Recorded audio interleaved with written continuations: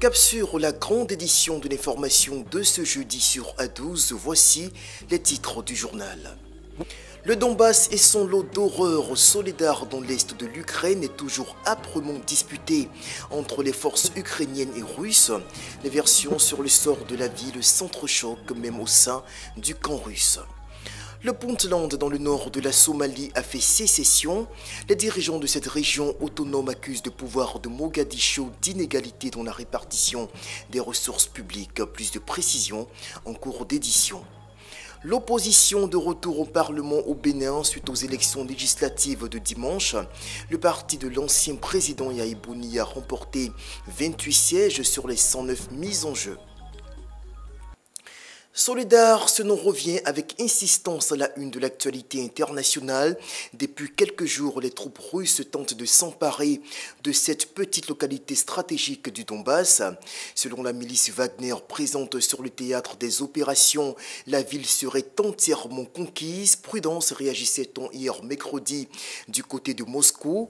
Kiev annonce continuer de défendre la ville. Voici ce qu'en dit le président ukrainien Volodymyr Zelensky. Зараз держави-терористи і пропагандисти намагаються зробити вигляд, нібито якась частина нашого міста Солидару майже повністю зруйнована окупантами міста, ніби це якийсь здобуток Росії. Ну, вони будуть подавати і вже подають це своєму суспільству так, щоб підтримувати мобілізацію, щоб давати надію тим, хто за агресію. Але бої продовжуються, Донецький напрямок тримається, і ми без перерви навіть на один день робимо все, щоб посилити українську оборону. Наш потенціал зростає. Я дякую всім нам. Pendant ce temps, à Lviv, dans l'ouest de l'Ukraine, Zelensky marquait des points sur le plan stratégique. Lors d'une rencontre tripartite avec ses homologues polonais et lituaniens, le numéro 1 ukrainien s'est félicité de la décision de la Pologne de livrer 14 chars de combat de type Léopard à l'Ukraine. Le point dans ce reportage. La Pologne est prête à livrer à l'Ukraine une compagnie de 14 chars Léopard réclamés par Kiev. Déclaration du président polonais ce mercredi lors d'une conférence de presse commune avec ses homologues ukrainiens et lituaniens à Lviv, dans l'ouest de l'Ukraine. La Lituanie qui a, elle, annoncé la livraison de munitions et de systèmes anti-aériens Zénith. Si Volodymyr Zelensky s'est montré reconnaissant face aux aides polonaises et lituaniennes, il a aussi souligné que l'Ukraine attendait une décision commune de plusieurs pays concernant les chars Léopard de production allemande. Andrzej Duda appuyant son homologue ukrainien en appelant à une coalition internationale en la matière. Kiev a par ailleurs insisté sur le fait qu'elle gagnerait la guerre cette année si l'Occident lui envoyait des missiles longue portée pour affaiblir l'arrière-garde russe. À court terme, les préoccupations du président ukrainien sont tournées vers le nord. À Lviv, il a présidé une réunion de coordination au cours de laquelle il a averti les chefs des régions limitrophes du Bélarus de se préparer à une extension du conflit, car si Minsk résiste encore aux pressions de Moscou sur sa participation directe au combat, les exercices militaires conjoints de l'armée russe et bélarusse sont une source constante d'inquiétude de l'autre côté de la frontière. Ce mercredi, la capitale afghane, Kaboul, a été le théâtre d'un violent attentat suicide. Cet attentat revendiqué par le groupe islamique Daesh a fait au moins 5 morts et des dizaines de blessés. La situation semble maîtrisée par les talibans d'après le ministère des Affaires étrangères afghan. Au moins 5 personnes ont été tuées et des dizaines ont été blessées mercredi après-midi dans un attentat suicide à Kaboul en Afghanistan revendiqué par le groupe État islamique.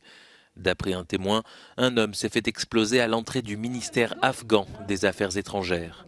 Le régime taliban a condamné l'attaque, promettant de punir les auteurs. L'État islamique a revendiqué plusieurs attentats sanglants dans le pays depuis la prise de pouvoir des talibans en août 2021. En Somalie, le Puntland a déclaré ce lundi 9 janvier son indépendance vis-à-vis du pouvoir central de Mogadiscio. Cette décision, qui devrait être lourde de conséquences, notamment sur le plan militaire, serait le résultat d'une mésentente entre l'actuel chef d'État Hassan Sheikh Mahmoud et le dirigeant du Puntland Saïd Abdullahid sur des conditions de partage des ressources publiques. Le Puntland, région autonome du nord de la Somalie, revendique son indépendance. Les autorités ont publié un communiqué dans lequel elles déclarent agir désormais en tant que gouvernement indépendant, en attendant qu'une constitution fédérale pour la Somalie soit rédigée et ratifiée par référendum. Depuis l'élection d'Hassan Sheikh Mahamoud à la tête de l'État fédéral de Somalie en mai 2022, les tensions avec le président du Puntland, Saïd Abdoulaye Dani, battu lors de cette course, montent. Les deux dirigeants ne seraient pas d'accord sur les questions concernant la répartition des pouvoirs, l'exploitation des ports, celle des ressources pétrolières et gazières, ainsi que sur le droit de nouer des partenariats avec l'étranger. Selon leur entourage, les récentes rencontres entre les deux chefs d'État ne se sont pas bien passées. Depuis l'été dernier, les autorités de Garo, capitale du Puntland, perçoivent comme une tentative dirigiste de la part des autorités de Mogadiscio leurs décisions successives dans une république fédérale somalienne encore en construction. Une éclaircie dans le conflit militaire en Éthiopie, 2 mois après l'accord de paix signé à Pretoria entre le gouvernement d'Addis Abeba et la rébellion tigréenne. La situation semble porter ses fruits sur le terrain. Depuis ce mercredi, les rebelles ont commencé à rendre leurs armes lourdes. Regardez. Au Tigré, les rebelles ont commencé à rendre leurs armes lourdes. Ce geste est un point clé de l'accord de Pretoria signé il y a plus de 2 mois entre le gouvernement éthiopien et les rebelles pour mettre un terme à ce conflit dans le nord du pays. L'accord de paix du 2 novembre prévoit notamment un désarmement des forces rebelles, le rétablissement de l'autorité fédérale au Tigré et la réouverture des accès et communications vers cette zone qui est coupée du monde depuis 2021. Les combats dans la région avaient débuté en novembre 2020 après que le Premier ministre Abiy Ahmed a envoyé l'armée arrêter les dirigeants du Tigré qui contestaient son autorité depuis des mois et qui l'accusaient d'avoir attaqué des bases militaires fédérales. Le bilan précis de ce conflit est inconnu, mais selon l'ONU, les 2 années de guerre ont déplacé plus de 2 millions d'Éthiopiens, plongé des centaines de milliers de personnes dans des conditions proches de la famine et rendu plus de 13 millions de personnes dépendantes de l'aide humanitaire dans le nord du pays. Les tensions se poursuivent entre Paris et Téhéran autour de la publication par l'hebdomadaire satirique français Charlie Hebdo de caricatures de l'ayatollah Khamenei. Hier mercredi, des partisans du régime manifestaient leur colère devant l'ambassade de France en Iran, alors que dans le même temps sortaient à Paris de nouvelles publications de Charlie Hebdo mettant en scène le guide suprême iranien. Une manifestation a rassemblé des dizaines de personnes devant l'ambassade de France à Téhéran ce mercredi. Ces contestataires étaient rassemblés pour protester contre les caricatures du chef suprême de la République islamique publiées ce mercredi par l'hebdomadaire satirique français Charlie Hebdo. La une du numéro, qui fait écho à la précédente couverture mercredi dernier, met en scène des religieux dans des situations à connotation sexuelle. À l'intérieur du journal, l'ayatollah Khamenei est croqué à plusieurs reprises en référence aux exécutions de manifestants par pendaison. La semaine dernière, les autorités iraniennes avaient jugé ces caricatures insultantes et avaient annoncé la fermeture de l'Institut français de recherche en Iran, affilié au ministère français des Affaires étrangères. Dimanche, plusieurs dizaines d'Iraniens s'étaient déjà rassemblés devant l'ambassade de France à Téhéran. Ils avaient brûlé des drapeaux français en réponse à ces dessins. Plusieurs drapeaux américains, israéliens ou encore LGBT avaient par ailleurs été brûlés. Au Bénin, le scrutin législatif du 8 janvier dernier a livré son verdict. Selon les résultats provisoires proclamés ce mercredi par la commission électorale, l'opposition menée par le parti de gauche, les démocrates de l'ex-président Yahi Boni, décroche 28 sièges sur les 109 mises en jeu. Des précisions dans cet élément. Après 4 ans d'absence, l'opposition béninoise fait son retour au Parlement. Selon les résultats préliminaires annoncés par la Sénat, les démocrates, le principal parti d'opposition, remportent 28 sièges sur les 109 que compte l'Assemblée. Une victoire même si la mouvance présidentielle conserve la majorité. Les partis vont prendre part à la distribution des sièges. Ces partis sont les démocrates avec 24,2%, UP le Renouveau avec 37,56% et le Bloc républicain avec 29,17%. Il y a 4 ans, l'opposition n'avait pas été autorisée à participer au scrutin législatif, donnant lieu à un Parlement dominé par les partisans de Patrice Talon. Les résultats définitifs sont attendus vendredi après un scrutin qui s'est déroulé dans le calme selon les observateurs qui déplorent un faible taux de participation. En France, hier mercredi, aux environs de 6h45, la gare du Nord à Paris a été le théâtre d'une attaque menée par un homme dont l'identité n'a pas été dévoilée. 6 blessés, dont un cas grave, ont été enregistrés à l'issue de l'attaque. Le parquet a immédiatement ouvert une enquête pour faire la lumière sur cet incident. 6h42, gare du Nord à Paris. Un individu muni d'une arme blanche commence à agresser des personnes à l'extérieur puis à l'intérieur de la gare. En 1 minute 30, les forces de l'ordre ont ouvert le feu et maîtrisé l'assaillant. 6 personnes ont été blessées, dont un agent de la police aux frontières. L'une des victimes se trouve actuellement à l'hôpital et l'assaillant a également été pris en charge. Le préfet de police, la maire de Paris et le ministre de l'Intérieur se sont rendus sur place. Aucun élément ne permet pour l'instant d'évoquer un quelconque mobile. Le parquet national antiterroriste reste attentif à la situation, mais n'est pas sollicité à ce stade. Aux États-Unis, un incendie a ravagé ce mercredi une usine chimique dans la ville de LaSalle, dans l'État de l'Illinois. Aucune victime n'est officiellement à déplorer. Un incendie spectaculaire a consumé une grande partie d'une usine chimique à LaSalle, au sud-ouest de Chicago, dans l'Illinois, aux États-Unis. Tous les ouvriers avaient été évacués à temps et aucun blessé n'est à déplorer. L'incendie s'est déclaré peu après 9h du matin, heure locale. Il a fait suite à une explosion, selon plusieurs témoins cités par les médias locaux. Son origine n'est pas encore connue et fait l'objet d'une enquête. Valoriser l'art africain de la broderie et du tissage, c'est le but de l'exposition sur le fil, organisée par la maison de mode française Chanel au sein du musée Théodore Monod de Dakar. Les objectifs de l'événement détaillés dans ce reportage. De fil en aiguille, le musée Théodore Monod d'art africain de Dakar présente la diversité du tissage et de la broderie.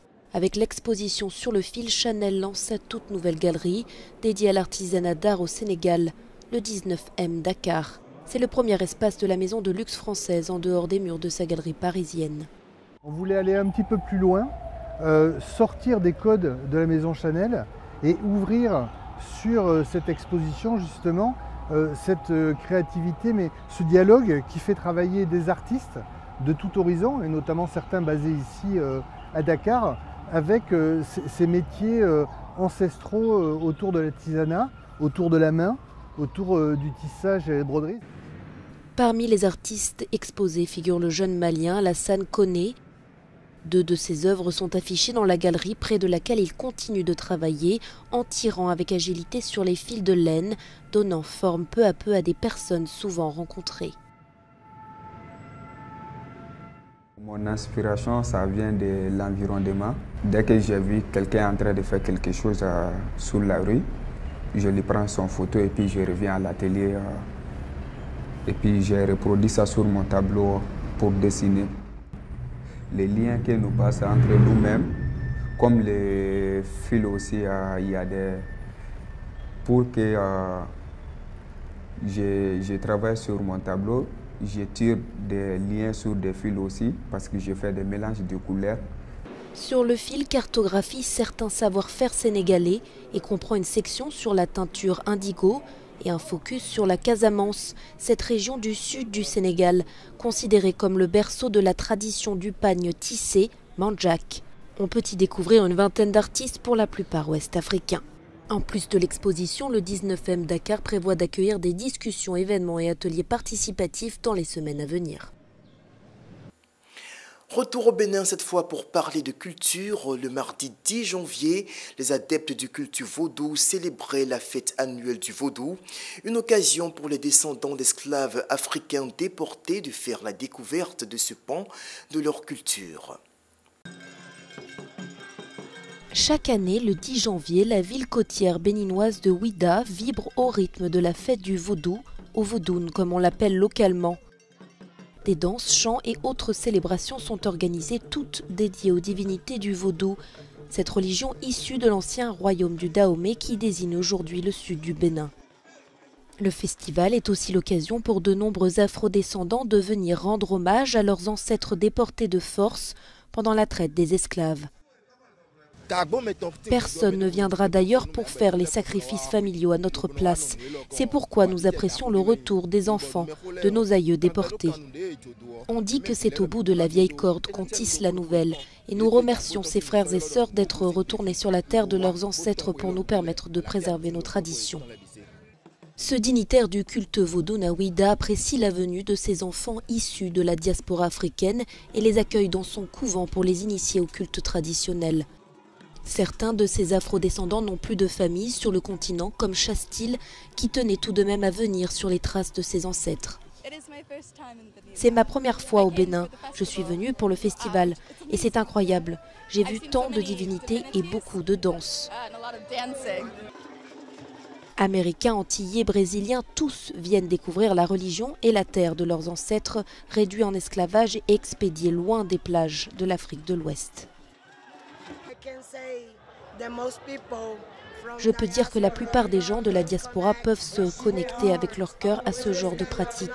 Je crois que le vaudou est une perspective sur l'humanité, qu'elle peut l'aider à trouver le sens des droits de l'homme.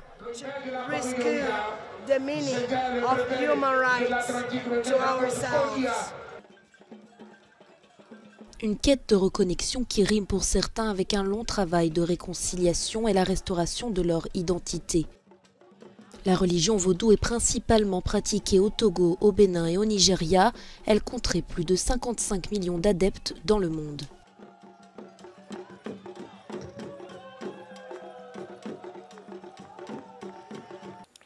Enfin, l'affaire Noël Le Graët en France dans la tourmente après sa sortie virulente contre l'ex-meneur de jeu de l'équipe de France Zinedine Zidane. Le président de la Fédération française de football s'est retiré de ses fonctions ce mercredi pour faciliter le déroulement d'un audit sur sa gestion de l'institution. C'est son vice-président Philippe Diallo qui est en charge d'assurer l'intérim jusqu'à la publication des rapports de l'audit prévus pour la fin janvier. C'est donc terminé pour l'édition de l'information de ce jeudi. Merci de votre attention et surtout restez branchés au programme de A12, la chaîne des valeurs d'ici et d'ailleurs. Au revoir.